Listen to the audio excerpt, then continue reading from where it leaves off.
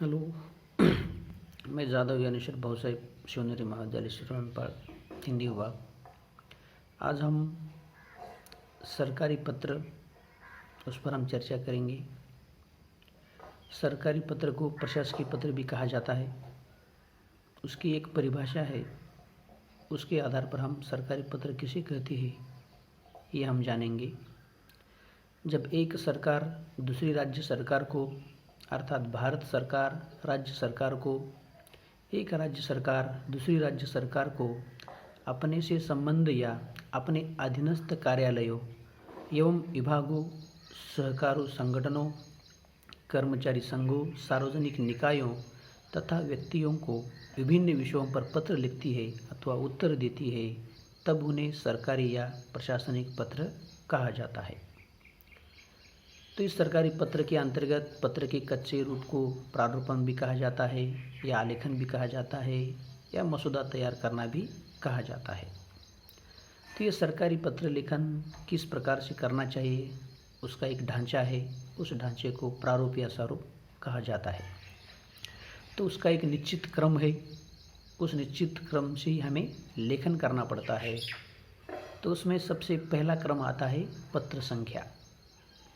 ये सर्वप्रथम हम पत्र लिखने के लिए जो कागज़ लेंगे, उस कागज़ के बीचों बीच सबसे ऊपर बीच में पत्र संख्या ऐसा हमें लिखना है।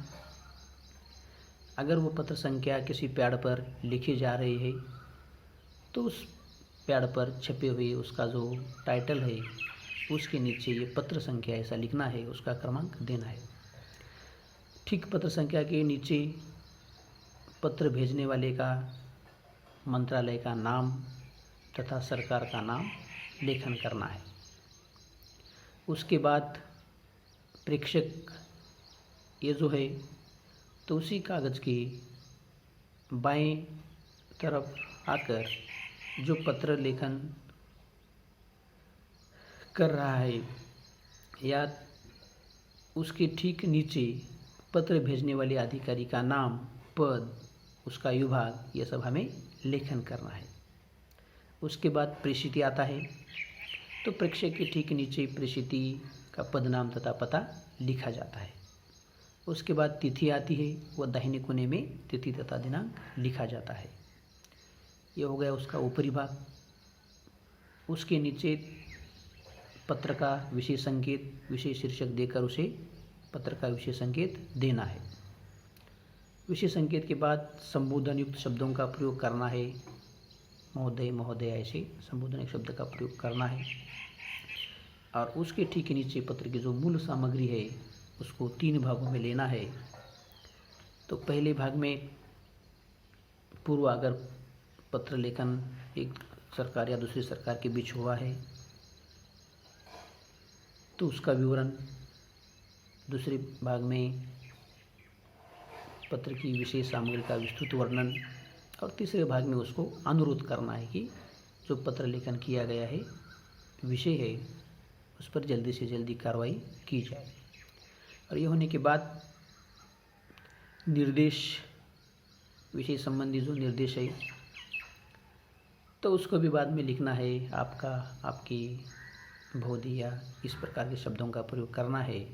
और उसके ठीक नीचे बाएं कोने में जो उपसंहरित शब्दों का प्रयोग भी करना है, हस्ताक्षर भी लिखना है। उसके नीचे संलग्न और स्पष्टांकन, इस प्रकार से सरकारी पत्र का ढांचा तैयार करते समय यह सब लेखन करना है। तो इस आधार पर अगर हम पत्र लेखन करेंगे तो वो पत्र लेखन एकदम सही होगा और हमारे जो व्यवहारिक पत्र है उससे अलग ढांचा हमारा इस लेखन का होता है। तो सरकारी पत्र लिखते समय इन सब बातों का, इन सब जो स्टेप बाय स्टेप जाना है उसी हिसाब से पत्र लेखन करना ज़रूरी है। तो ध्यान रखिए कि पत्र लेखन करते समय, सरकारी पत्र लेखन करते समय इस प्रकार का लेखन किया जाए। तो धन्यवाद।